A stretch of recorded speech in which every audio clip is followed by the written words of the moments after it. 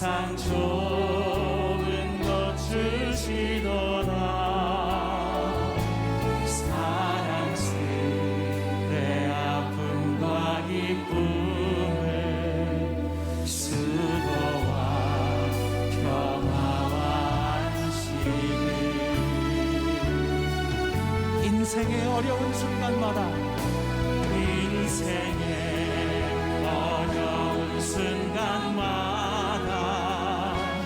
주의 약속 생각해보네. 내 맘속에 믿음 잃지 않고 말씀 속에 우리 다시 한번 고백합니다. 인생의 어려운 순간마다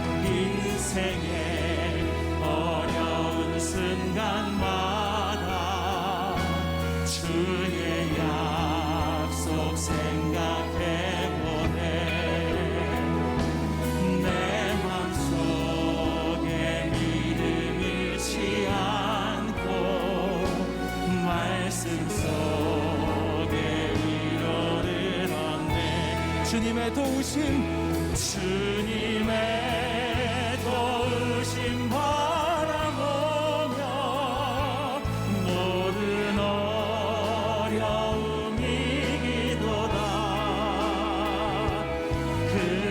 흘러가는 순간순간마다 주님 약속 새겨보.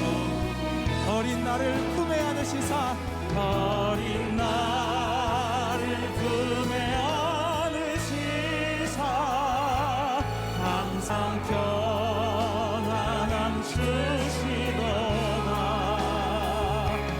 내가 살아 숨쉬는 동안 살피신다 약속하셨네. 우리를 늘 지켜주시는 주님께 박수로 찬양 올려드리겠습니다. 할렐루야.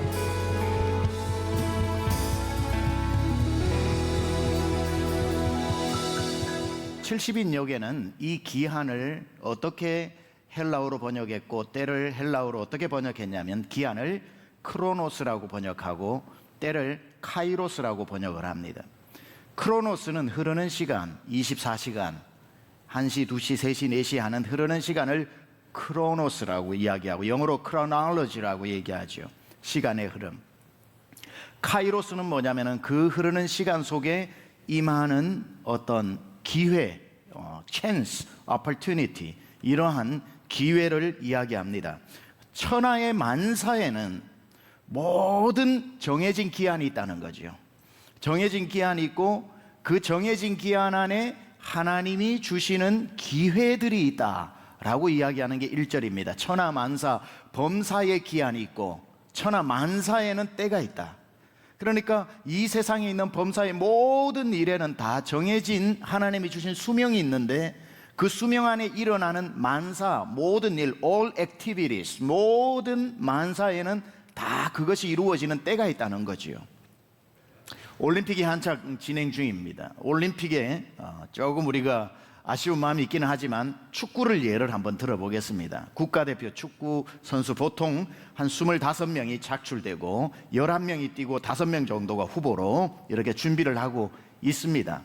축구는 전반 45분, 후반 45분 총 90분을 경기를 하게 되고 각 한 팀당 11명, 11명, 22명이 뛰게 됩니다. 25명 중에 11명과 플러스 5명의 후보 16명이 선수군으로 나오게 됩니다. 그러면 이 축구에 있어서 90분이라고 하는 것은 어떻게든지 흘러가는 크로노스입니다. 그러나 90분이 흘러간다고 해서 선수인 나에게 기회가 오는 건 아니지요. 먼저 11명이 선발 출전할 때 11명에게만 90분에 뛸 수 있는 카이로스가 임한 겁니다. 열심히 뛰고 있는데 후반전이 되고 후반전 시간이 흘러 한 15분밖에 남지 않았을 때에 5명의 후보들은 진짜 자기의 때가 오기를 기다리고 있죠. 머리가 복잡해집니다. 우리 동네 마을회관에 우리 어머니, 아버지, 동네 삼촌, 어르신, 이장님 다 나와가지고 나 응원하고 있을 텐데 안 뛰면 동네에 플랜카드 붙여놓고 어떡하지? 내가 조금이라도 뛰어야 되는데, 그러면서 몸을 풀고 자기가 나가기를 기다리는데 이 감독이 불러주지를 않아요. 계속 돌아가니 이거 큰일 났다. 우리 엄마 얼굴도 지나가고 아버지도 얼굴도 지나가는데 갑자기 반칙이 일어나고 시간이 멈추고 갑자기 이 감독이 교체 멤버를 딱 하는데 자기 등번호가 딱 찍히는 겁니다. 누구? 나가! 그랬을 때에 그 후보에게 뭐가 임한 거죠? 카이로스가 임한 겁니다. 90분 중에 자기에게 뛸 수 있는 기회가 왔을 때, 여러분 텔레비전을 보세요. 후보가 뛰어나갈 때 얼마나 빨리 뛰어나갑니까? 자기에게 다가온 그 90분 크로노스 중에 카이로스, 그것이 기회라고 말하는 거죠. 이 정도 했는데 이해 못하면 그냥 넘어가시기 바랍니다. 크로노스가 뭔지, 그래도 카이로스가 뭔지 모르겠다면 일단 넘어가시기 바랍니다. 모든 사람에게는 인생의 수명이 강건하면 70이요 하나님이 복을 주시면 80이고 80 넘어 사시는 분은 하나님의 만세의 복을 받으신 분들이고, 인생의 수명이 정해져 있는데 수명만 주신 것이 아니라 그 수명 안에 하나님이 주신 기회의 때들이 있다는 겁니다. 그것이 크로노스 속에 임한 카이로스의 은혜다, 이렇게 말하지요. 자, 오늘 본문에는 2절에서 8절까지 보다 보면 7구절이 나오는데, 7구절 각 구절 안에 4개의 때가 나오니 7, 4, 28 해서 28개의 때가 나오고 있습니다. 왜 7구절인가? 천지를 창조한 기간이 안식일 포함 7일이기 때문에 세상 만물을 표현하고 있는 겁니다. 세상 만물이 7입니다. 완전 숫자이면서 만물의 상징인 숫자, 그 7을 또 4번으로 7, 7, 7 하니 28번인데, 이 2절에서 8절까지 나오는 7구절은 28개의 때만 이야기하는 게 아니라 무엇을 상징하고 있냐면은 모든 만물을 상징하는 것과 같이, 비록 28개의 때를 여기에 지면상 기록한 것 뿐이지만 사실은 천하 만사가 다 이렇다라는 것을 상징해 주는 숫자입니다. 따라서 천하 만사의 기한이 있고 범사의 기한이 있고 천하 만사의 때가 있다라는 대표 선수로 28개의 때가 나와 있다, 이렇게 보시면 됩니다. 자, 그렇다면 오늘은 좀 하나하나 간략하지만 설명하고 있는 때를 2절에서 8절까지에 나오는 28개의 때를 한번 살펴보고자 합니다. 2절에 보면은 먼저 이렇게 나오지요. 날 때가 있고 죽을 때가 있으며 심을 때가 있고 심은 것을 뽑을 때가 있으며, 여기에 나오는 4가지 때는 날 때, 죽을 때, 심을 때, 뽑을 때, 이 4가지는 크로노스가 아니라 카이로스입니다. 그러니까 태어난다, 대단한 사건 아닙니까? 죽는다, 대단한 사건 아닙니까? 무엇을 심는다, 식물에게 있어서는 생명이 태어나는 시간이죠. 뽑는다, 식물에게는 죽음의 시간을 말하는 거죠. 여기에 4때는 크로노스가 아니라 카이로스입니다. 사람의 인생이 어떻게 구성이 되어 있냐면 카이로스와 카이로스로 구성이 되어 있습니다. 날 때와 죽을 때. 그러니까 인생은 날 때가 있죠. 모든 인생은 죽을 때가 있죠. 날 때와 죽을 때 사이의 시간을 인생이라고 이야기하는 겁니다. 여러분은 지금 카이로스와 카이로스 사이를 살아가고 있는 인생을 살고 있는 거지요. 그 인생 속에서 또 하나님이 베푸신 많은 카이로스들이 있다라는 사실입니다. 사람은 날 때와 죽을 때 사이를 살아가고 있지요. 내가 90년을 산다라고 하면 날 때와 죽을 때 사이에 나의 크로노스는 90이 되는 겁니다. 왜 그러면은 이 인생은 이 90년을 살아갈 때에 날 때와 죽을 때 사이를 살아가는 것일까? 하나님의 뜻이 이거겠죠. 인생은 항상 자기가 왜 날 때를 생각하고 살면서 내가 왜 이 세상에 왔는지를 기억하고 살아라. 그리고 살아가면서 나의 죽을 때를 생각하고 내가 어디로 가는지를 기억하고 살아라 라고 하는 날 때와 죽을 때 사이를 살아가면서, 아침에는 날 때를 생각하고 잠자리에 들 때는 죽을 때를 생각하면서 내가 어디로부터 왔고 내가 어디를 향해 가는가를 생각하라는 것입니다. 살아있는 사람도 영원히 살 것처럼 살지 말고 죽음을 준비하면서 살아야 하고, 죽어가는 사람도 하루하루에 살아있는 이 생명을 하찮게 여기지 말고 생을 포기하지 말라는 뜻입니다.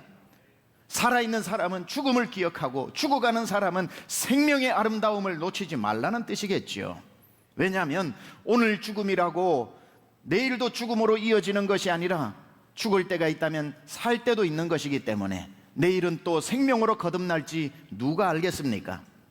또 심은 것에 너무 인생을 걸고 살지 마십시오. 어느 날 벼랑간 심어 놓았던 것이 뽑혀지는 날도 있을 것이니 심어 놓은 것에 소망을 다 두지 말고 하늘에 있는 하나님께 소망을 두시기 바랍니다. 오늘 본문 11절에도 하나님이 우리를 영원을 바라보는 소원을 우리 마음 가운데 심어 두셨다는 것처럼 우리의 소망은 하늘에 있는 줄 믿습니다. 3절에 보니까 죽일 때가 있고 치료할 때가 있으며 헐 때가 있고 세울 때가 있으며, 여기에 단어에 무서운 단어가 나옵니다. 죽일 때가 있다. 죽을 때가 있다는 말은 괜찮은데 죽일 때가 있다? 이 뜻은 하나님이 사람을 죽인다라는 뜻이 아니라 때로는 죽음을 허락하신다, 죽음을 놔두신다, 죽어가게 놔두신다, 어떤 뜻이 있으셔서. 그런데 또 다른 말이 뭡니까? 치료할 때가 있답니다. 그렇게 죽어가는 인생을 왠지 우리는 이해하지 못하지만 놔두시는 사람도 있는가 하면 하나님이 놔두시지 않고 치료하는 사람도 있고, 놔두는 사람도 있고 치료하는 사람도 있고, 여기 보니까 죽일 때가 있고 치료할 때가 있다는 거 보니 한 사람에게 죽음을 경험하게끔도 했다가 치료하시기도 하는 일을 반복하더라는 겁니다. 살다가 불치병 선고를 받을 때가 있습니다. 그건 병이 나를 죽이고자 덤벼드는 겁니다. 그러다가 그 병으로 죽는 사람도 있겠지만 또 그 병에서 치료되는 사람도 있습니다. 따라서 병을 얻은 사람은 병에게 죽임 당하도록 방치해 두지 말고 치료하는 날도 있다고 했으니 치료를 위해 고침받을 기회도 있으니 기도하시기 바랍니다. 이것이 병중에 있는 우리 성도들에게 복된 소식 되기를 축원합니다. 죽일 때처럼 병이 나를 죽이려고 찾아왔지만 치료할 때도 있다고 했으니 주여 나를 죽음에 내어 맡기지 마시고 하나님의 치료의 은혜를 달라고 기도하면 될 것입니다. 헐 때가 있고 세울 때가 있다고 했습니다. 살다가 정말 공들였던 것이 허물어질 때가 있지요. 좌절이 됩니다. 그러나 좌절이 되더라도 아주 좌절하지는 마십시오. 본문에 보니까 헐 때가 있지만 또 세울 때가 있다고 말하고 있습니다. 하나님은 모든 인생에게 평생 세우고만 살도록 만들지 않았습니다. 허물어지는 일도 있습니다. 그러나 허물어진 사람은 기억해야 할 것은 또 세워주실 때가 있다는 것을 기억할 필요가 있습니다. 내가 세워졌다고 교만해서도 안 될 것이고 허물어졌다고 좌절해서도 안 될 것은 세워진 사람은 허물 때가 혹시 올까 하여 겸손히 자기 자신을 낮추고 허물어진 사람은 하나님이 다시 세워주실 것을 기대하며 소망 가운데 살아가야 하는 것입니다. 4절에 보니까 울 때가 있고 웃을 때가 있으며 슬퍼할 때가 있고 춤출 때가 있다, 이렇게 나옵니다. 여러분 혹시 울고 싶은 분들이 있습니까? 울고 싶을 때는 우십시오. 그러나 울면서도 생각하십시오. 이 울음이 절대로 영원하지 않다는 것, 하나님이 나의 눈물을 바꾸어 웃음으로 바꾸어 주실 거라는 것을 기억하고 울더라도 소망을 어느 정도 남겨놓고 우시기 바랍니다. 세상 끝난 것처럼은 울지 마세요. 눈물 나는데 안 옵니까? 눈물 나면서 울지만, 내 눈에는 눈물이 흐르지만 내 마음에 설명할 수 없는 이 눈물이 바뀌어 웃음이 될 것 같은 그 소망의 한 자락은 부여잡고 울어도 울어라는 겁니다. 하나님께서 눈물 흘리는 자의 눈물을 닦아주고 웃음으로 바꾸어 주실 날도 오는 겁니다. 슬픈 일 만나지요. 살다가 슬픈 일을 만난 분들은 슬픔에 너무 압도되어서 슬픔이 내 인생을 포기하게끔 만들지는 마시기 바랍니다. 오늘 본문에 보니까 그 슬픔이 변하여 나의 춤이 되게 하셨다. He turned my mourning into dancing. 하나님이 나의 이 신음 소리를 into dancing, 춤추는 것으로 바꾸셨다. 오늘은 슬픔이 찾아와 내 마음의 슬픔이 한가득이지만 그 슬픔 가운데서도 기억하라는 겁니다. 이 슬픔이 춤으로 바뀔 날도 올 것이다. 그래서 하나님의 역설, 하나님의 패러닥스가 뭐냐면은 희한하죠. 하나님은 울음 속에 웃음을 감추어 두셨고 슬픔 속에 춤을 숨겨 두셨다는 거예요. 하나님은 울음 속에도 웃음을 넣어 두셨고 슬픔 속에서도 춤을 감추어 두셨다. 그래서 시편 30편 11절에 시편 기자는 이렇게 노래하더군요. 주께서 나의 슬픔을 변하여 내게 춤이 되게 하시며 나의 베옷을 벗기고 기쁨으로 띄우셨나이다. 이것이 믿어지시는 분들 아멘 하시기 바랍니다. 하나님이 이 역사를 여러분에게 일으켜 주실 줄 믿습니다. 주께서 나의 슬픔이 변하여 슬픔을 영원한 슬픔으로 남겨두지 않으실 것이고 이 슬픔이 변하여 내게 춤이 되게 할 것이다. 내가 지금 상실의 아픔으로 베옷을 입고 제 가운데서 눈물을 흘리지만 주께서 나중에 이 옷을 벗기시고 기쁨의 띠를 띠게 하실 것이다. 할렐루야. 하나님은 이렇게 역사하시는 분이십니다. 슬픔 가운데서도 기쁨을 넣어두셨고 슬픔 가운데서 하나님께서 나의 춤을 숨겨두셨다는 사실. 5절입니다. 돌을 던져버릴 때가 있고 돌을 거둘 때가 있으며 안을 때가 있고 안는 일을 멀리할 때가 있으며. 여러분 밭을 매다 보면은 돌이 나옵니다. 밭을 맬 때 나오는 돌은 아무 쓸모 없어서 밭 밖으로 돌을 던져버리지요. 돌을 던져버릴 때가 있고 돌을 거둘 때가 있답니다.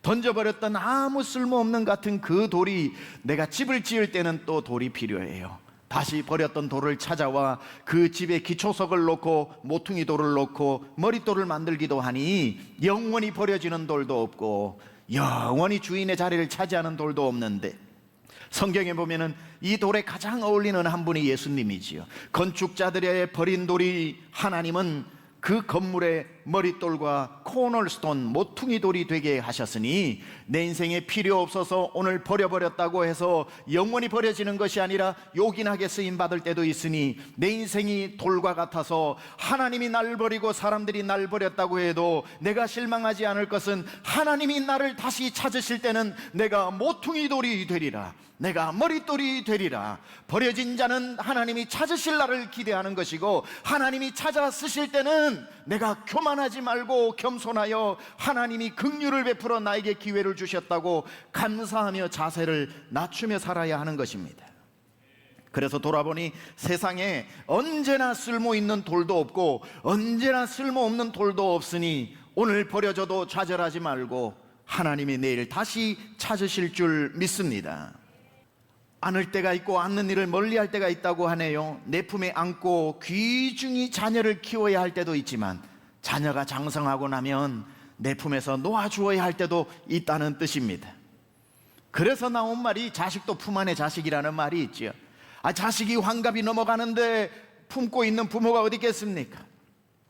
낳아서 기를 때는 품 안에 안고 얼르고 달래고 젖을 주고 밥을 주고 그래서 품 안에서 안아서 키워야 하지만 다 컸는데도 안고 있는 것은 성경적이지 않죠. 장성하여 어른이 되면 놓아야 할 때도 있습니다. 이 중에 멀리 가서 살고 있는 자식 때문에 속상해하지 마세요. 섭섭해하지 마세요. 이런 말이 있습니다. 잘 키운 자식일수록 멀리 가서 산다. 저희 어머니는 꽤나 정성 다해 저를 키워주셨는데 미국에 21년 가서 살더군요. 멀리 가서 삽니다. 놓아줘야 할 때 놓아주는 거. 저희 어머니께 감사한 거는 전화하셔서 미국에 네 언제 한국 들어오노 하시는 날이 거의 없었습니다. 오히려 들어올 때 네 뭐하러 들어오노 그렇게 이야기하시더라고요. 미국 살지 살던 거 그냥 꾹 눌러서 살지 뭐하러 들어오노 할 정도로 저를 확실히 독립시켜 주셨습니다. 확실히 독립시켜 주니까 제가 목회를 잘할 수 있죠. 명절이 돼도 오라고 하시지 않고, 물론 어르신들 말을 다 믿으면 안 됩니다만 오지 마라는 말 속에 오라는 강렬한 그 메시지를 들을 줄 알아야 이 효자이긴 한데 저는 목회를 일단 하다 보니 오지 마라 그러면 오지 말라는 줄 알고 지금 열심히 명절에도 못 내려가고 있습니다만은 그래서 저희 어머님이 니는 미국에 있을 때나 서울에 있을 때나 똑같다라고 이야기는 하시는데, 품을 때가 있고 잘 키워 세상에 내어놓고 쓰임받게 할 때도 있어야 되는 거지요. 안을 때가 있으면 멀리 멀리 놓아주어야 할 때도 있는 겁니다. 멀리 멀리 사는 자녀 보고 싶을 때도 있고 서운할 때도 있겠지만 잘 키웠다는 뜻으로 알고 위로받으시기 바랍니다. 대신 안아주어야 할 때 안아주어야 합니다. 자녀들이 클 때 제대로 못 안아주고 부부가 맞벌이 하면서 살기가 바쁘다고 이 아이를 안아주어야 할 때 충분히 스킨십으로 안아주지 못하면 평생 안아달라고 그럽니다.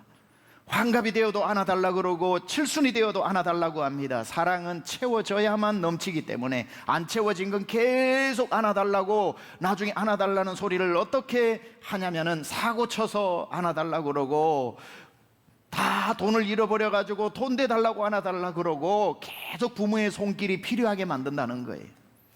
어릴 적에 아무리 부부가 바빠도 우리 교회 젊은 부부들 지금은 엄청 많이 교회로 오고 성장하고 있는데 그 아이들도 헌하시게 얼마나 많은 아이들이 태어나는지 모릅니다. 아무리 바빠도 안을 때 충분히 안아주고 놓을 때 충분히 기쁘게 놓아주는 것, 안을 때가 있고 아는 것을 놓아주어야 할 때가 있는 성경의 진리를 꼭 깊이 새기시기 바랍니다. 6절에는 이렇게 말합니다. 찾을 때가 있고 잃을 때가 있으며 지킬 때가 있고 버릴 때가 있다. 물질의 소유를 말합니다. 돈이 노력 이상으로 마구 벌릴 때, 이걸 찾을 때를 만난 겁니다. 찾을 때 뭘 해도 찾아지는 때가 있어요.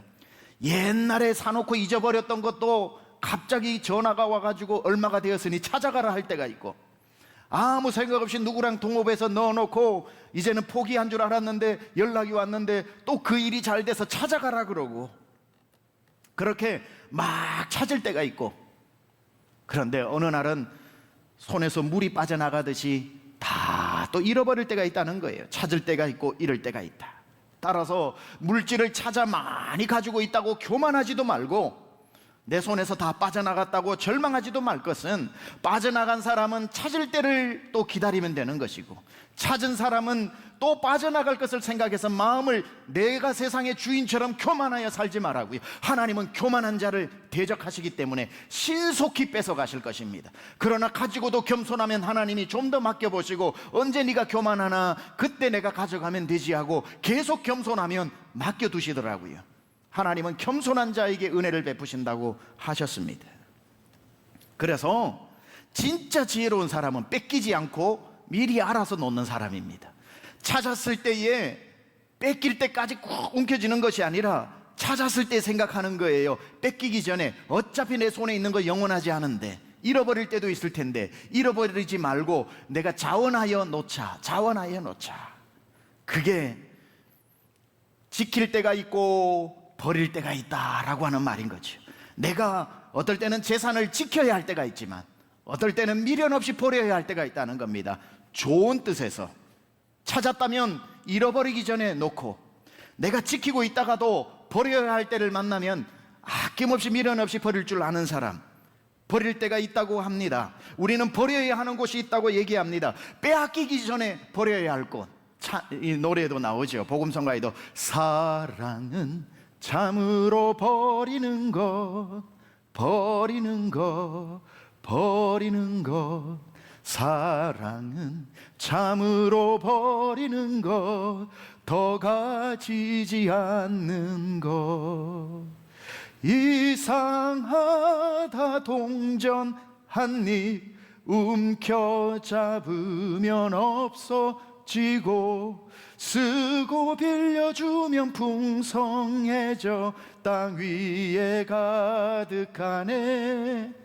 오, 사랑 참으로 버리는 것, 참으로 버리는 것, 참으로 버리는 것, 더 가지지 않는 것. 이상하다 동전 한 입 움켜잡으면 없어지고, 쓰고 빌려주면 풍성해져 땅 위에 가득하네.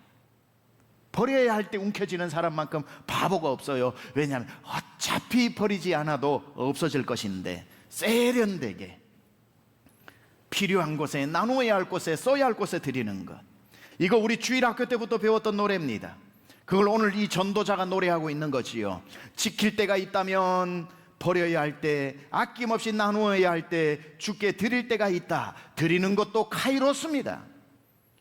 건축을 하니까 건축 얘기해 볼까요? 건축을 앞두고도 생각을 하는 겁니다. 성도는 이때가 지킬 때인가 버릴 때인가, 내가 이것을 찾을 때인가 놓을 때인가, 이 기간이 아낌없이 버려야 할 때인가, 생명 다해 내 손가락이 부러질 정도로 잡아야 할 때인가, 그걸 아는 사람이 지혜로운 사람인 거지요.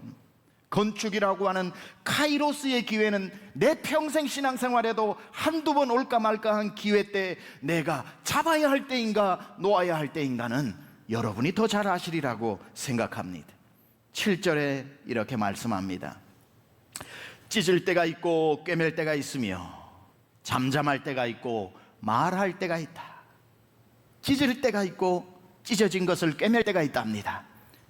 스스로 생각하여 나는 찢어진 사람이라고 생각하면 주님이 꿰매어 주시기를 축원합니다.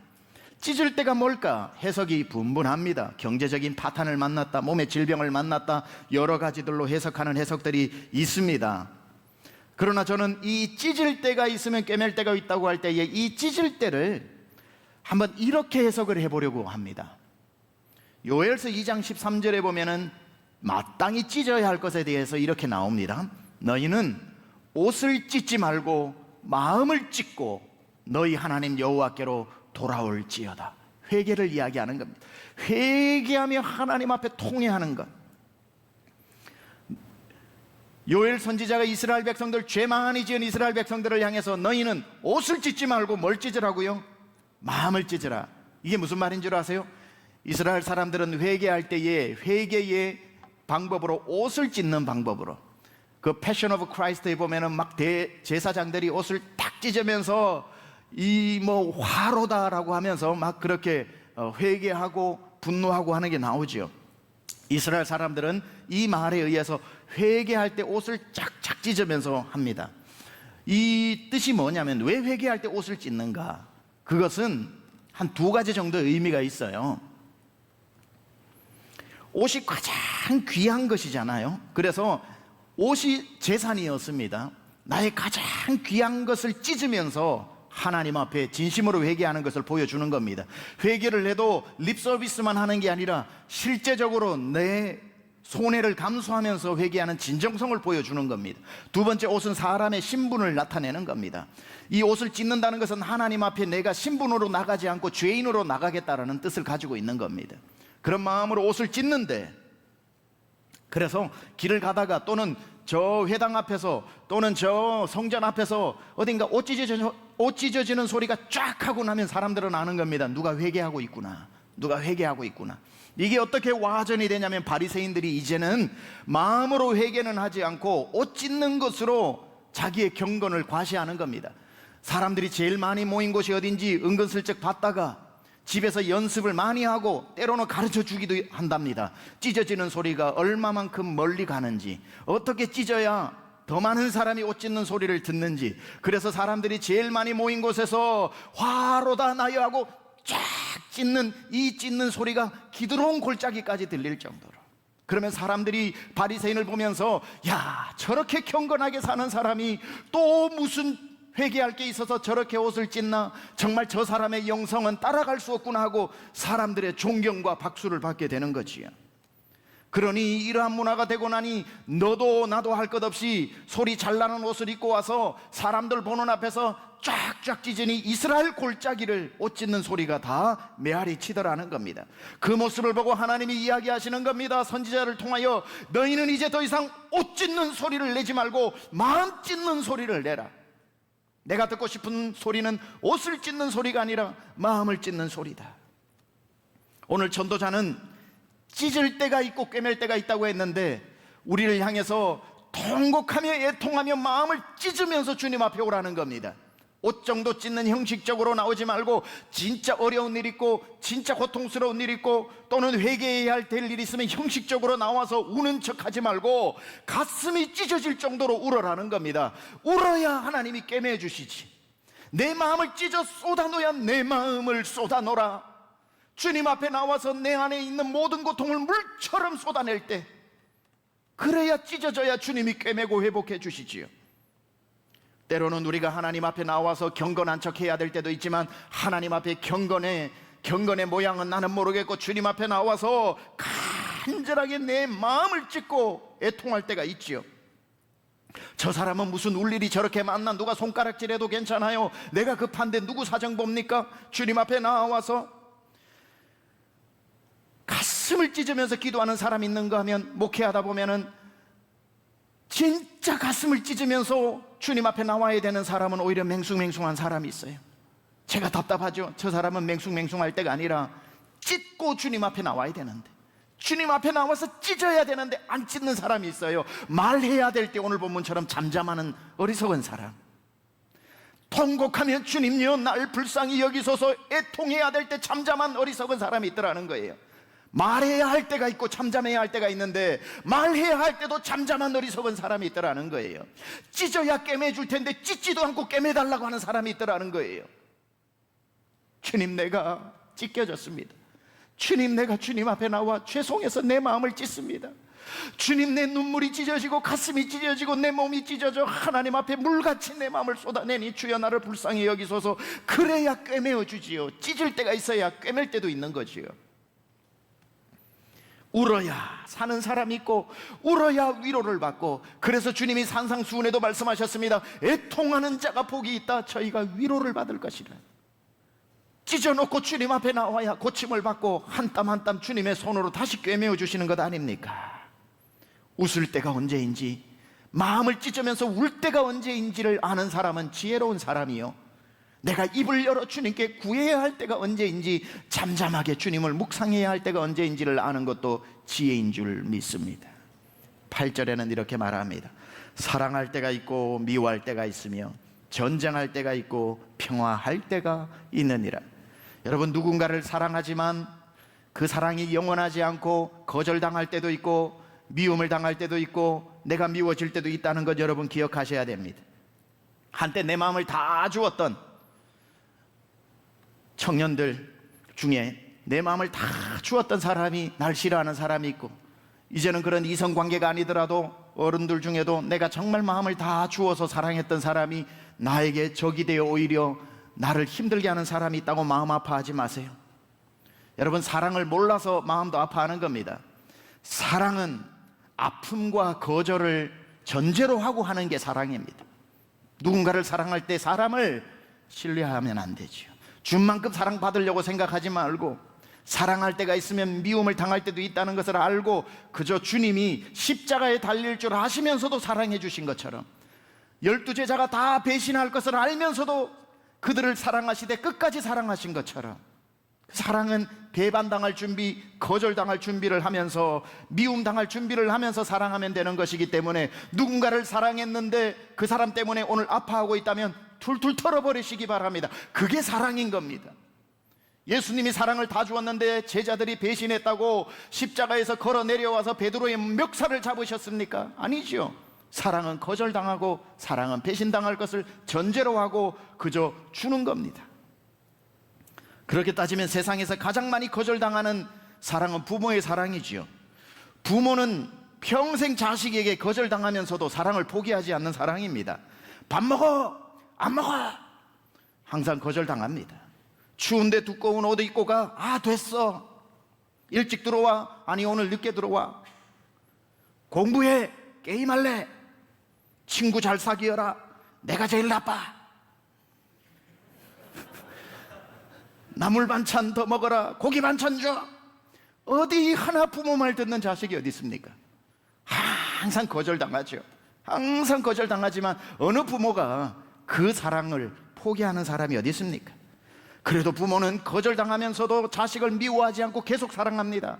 거절을 수만 번 당해도 또 아침이 오면 밥 먹어로 시작을 하고 안 먹어로 대답 들으면서 그 아이를 키워내고 있지요. 사랑할 때가 있지만 사랑의 보상을 기다리지 말고, 사랑하고도 미움당할 수가 있으니 너무 좌절하고 그 사람에게 실망하고 마음 아파하고 마음 닫아버리고 이제 아무도 사랑하지 않을래 하지 말고, 십자가에 달리기까지 거절당하고 배신당해도 우리를 사랑하시되 끝까지 사랑한 예수를 잠잠히 묵상하면서 주님을 기억함으로 여러분 그 슬픔과 억울함을 이겨내시기를 축원합니다.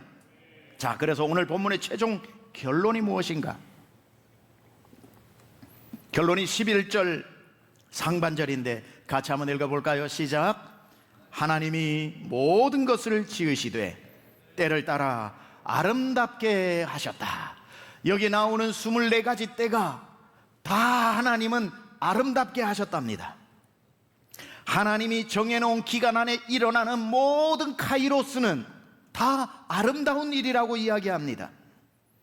우리 눈에는 날 때가 아름답고 죽을 때는 아름답지 않은 것 같고, 심을 때가 아름답고 뽑을 때는 추한 것 같아도 성경은 모든 것이 아름답답니다. 그래서 감사함으로 받으면 버릴 것이 없다고 이야기하니, 디모데전서 4장 4절입니다. 하나님께서 지으신 모든 것이 선함에 감사함으로 받으면 버릴 것이 없답니다. 오늘 전도서에서 28가지 때에 대해서 이야기하고 있는데, 이것은 모든 때의 대표 선수라고 얘기했습니다. 그 결론이 뭐냐면 이 모든 때가 아름답다. 우리의 바람대로라면 좋아 보이는 때만 누리고 싶은 것이 사실입니다. 여기 나오는 것처럼 고를 수만 있다면 고르고 싶은 것은 태어나고 심고 치료하고 세우고 웃고 춤추고 거두고 안고 찾고 지키고 꿰매고 사랑하고 평화, 이게 얼마나 아름다운 단어입니까? 그런데 오늘 본문에는 그 반대, 죽고 뽑고 이것도 아름답다고 이야기합니다. 꼭대기만 아름다운 것이 아니라 골짜기도 아름답다고 이야기하는 거지요. 여름만 아름다운 것이 아니라 찬바람이 불어와도 겨울도 아름답다고 이야기하고 있네요. 제 이야기가 아닙니다. 오늘 성경의 이야기란 말이지요. 웃음만 아름다운 것이 아니라 눈가에 이슬처럼 맺힌 눈물도 아름답다고 이야기합니다. 아라비아 속담에 이런 속담이 있더군요. 사시사철 햇빛만 비친다면 그곳은 사막이 되고 만다. 우리 인생에 햇빛만 비치면 좋겠지요. 그러나 햇빛만 비치면 사막이 된답니다. 사막에는 강도 없어요, 꽃도 없어요, 새들도 없어요, 아무것도 없어요. 햇빛만 있어요. 하나님은 우리의 인생이 사막같이 되지 않기 위해 햇빛 뒤에는 햇빛을 가리는 구름도 만드셨고, 생명 뒤에는 죽음도 만들어 하루하루를 소중하게 살아가게 합니다. 그리스 신들은 인간을 가장 부러워하는 한 가지가 있다고 그러죠. 신이 인간을 왜 부러워합니까? 부러워할 것 하나도 없는데 한 가지를 부러워한대요. 죽음을 부러워한답니다. 죽어가기 때문에 하루하루를 소중하게 사는 그 치열함이 부럽다고 하네요. 찾음 뒤에 이름이 있어야 찾음도 고마운 것이고, 내게 주어진 것에 감사를 잃어버릴 것을 기억하고 내 손에 오늘 주어진 것이 비로소 감사가 되어지는 것이니, 어떤 면에 있어서 생명을 가장 생명답게 하는 것은 죽음이 기다리고 있기 때문에 오늘의 생명이 이토록 찬란히 빛나는 것 아니겠습니까? 생명만 생명 자체로 아름다울 수 없는 것은 모든 사람이 가는 죽음의 때를 걸어가기 때문에 하루하루가 이토록 값지고 귀하고 감사한 일 아니겠습니까? 어디 생명만 아름답던가요? 그리스도인은 죽음도 아름다워야 합니다. 스데반의 죽음이 추해 보이는 사람이 중에 누가 있습니까? 스데반의 죽음이 가장 아름답게 보이고, 예수님의 죽음이 얼마나 아름다웠으면 윤동주 시인은 그의 십자가라는 시에서 나도 저 예수처럼 죽을 수만 있다면 지금 당장이라도 모가지에서 피를 흘리고 어두워져 가는 하늘에 내 피를 뿌리고 싶다고 이야기했던 것처럼 죽음도 아름다울 수 있더라는 겁니다. 희한하죠. 저렇게 많이 가져도 가난하게 사는 사람이 있고, 아무것도 없는 것 같아도 부유하게 사는 사람도 있습니다. 가지고도 모자라 더 가지려는 사람도 있는가 하면 없는데도 나누어주고 사는 사람이 있더라는 겁니다. 살아있는데도 죽은 사람처럼 살아가는 사람이 있는가 하면 죽어가면서도 눈부신 생명을 누리면서 사는 사람 있더라는 겁니다. 하나님이 모든 때를 아름답게 하셨다는 것을 깨닫는 순간 내가 주어진 모든 이 때가 아름답다라는 것을 인식하게 되는 겁니다. 전혀 아름답지 않은 줄 알았는데, 이거 빨리 벗어버려야 하는 건 줄 알았는데, 치가 떨릴 정도로 싫었던 이 시간도 하나님이 그것도 아름답다, 그것이 끝이 아니라 그 뒤에 내가 준비한 것이 있기 때문에, 찢음 뒤에는 고침이 있고, 눈물 뒤에는 춤이 있고, 슬픔 뒤에는 노래가 있고.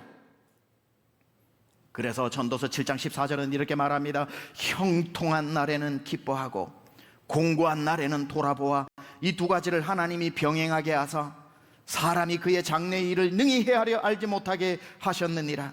형통한 날이 있대요. 형통한 날에는 기뻐하랍니다. 그런데 공고한 날이 있대요. 공고한 날에는 깊이 자기 인생을 돌아보랍니다. 형통할 때는 내가 위로 자라는 것이고 공고한 날에는 내가 속으로 자라는 시간 아니겠습니까? 하나님은 우리가 위로만 자라는 인생이 아니라 위로도 자라고 속으로도 자라라고 형통한 날도 주시고 공고한 날도 주셔서 위로도 자라고 reaching up, reaching in까지 하라고 주님께서 그렇게 우리에게 형통한 날과 공고한 날을 번갈아 주시더라는 겁니다. 하나님이 만드신 기한은 인간이 알 수 없어서 내가 몇 살까지 사는지 아무도 모릅니다. 일부러 모르게 했답니다.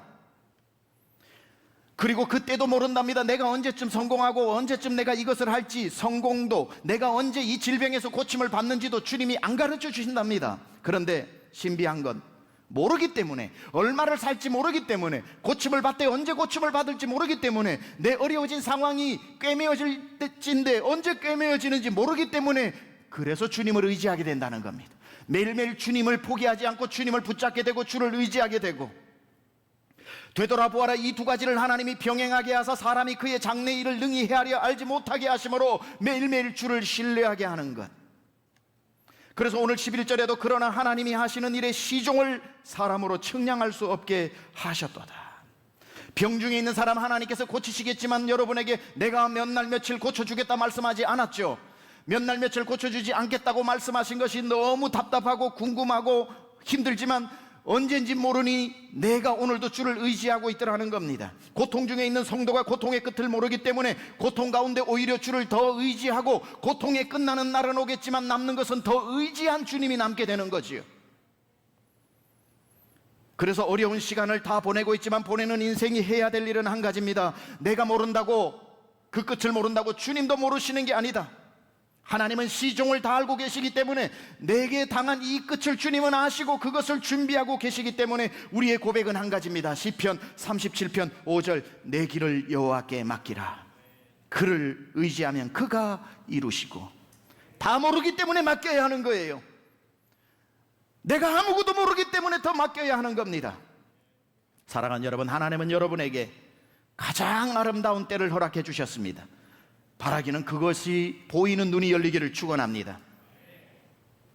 말씀 마칩니다. 인생에서 그러므로 가장 좋은 날은 오늘입니다. 금 중에서 제일 비싼 금이 지금이라고 그러죠. 가장 좋은 사람은 나와 함께 지금 있는 그 사람. 가장 좋은 교회는 내가 다니는 교회. 왜냐하면 모든 때를 아름답게 하셨다고 했으니 오늘도 그 모든 때 중에 하루가 아니겠습니까? 내가 다니는 교회, 나와 함께 사는 사람, 내가 누리는 지금 이 시간, 가장 감사한 것은 언젠가 주어질 것이 아니라 내 손에 있는 그것. 이것을 보는 눈이 열려야 합니다. 아, 내가 가장 인생의 아름다운 때를 살고 있구나. 아무것도 알 수 없는 인생을 혼자 힘으로 살지 말고 모든 것을 다 아시는 하나님께 여러분 인생을 맡기시기 바랍니다. 그래서 여러분의 매일의 삶이 하루하루 점점 더 아름다워지기를 우리 주 예수 그리스도의 이름으로 축원합니다. 이제는 우리 주 예수 그리스도의 은혜와 하나님 아버지의 놀라우신 사랑하심과 성령님의 감화감동 내주교통 역사하심이 믿음의 눈들어 오직 주를 바라보고 오늘 하루하루를 기쁨과 감사와 평강과 아름다움으로 살기로 결단하고 다짐한 사랑하는 심령들 머리머리 위에 지금부터 영원토록 함께 하옵시기를 간절히 축원하옵나이다. 아멘.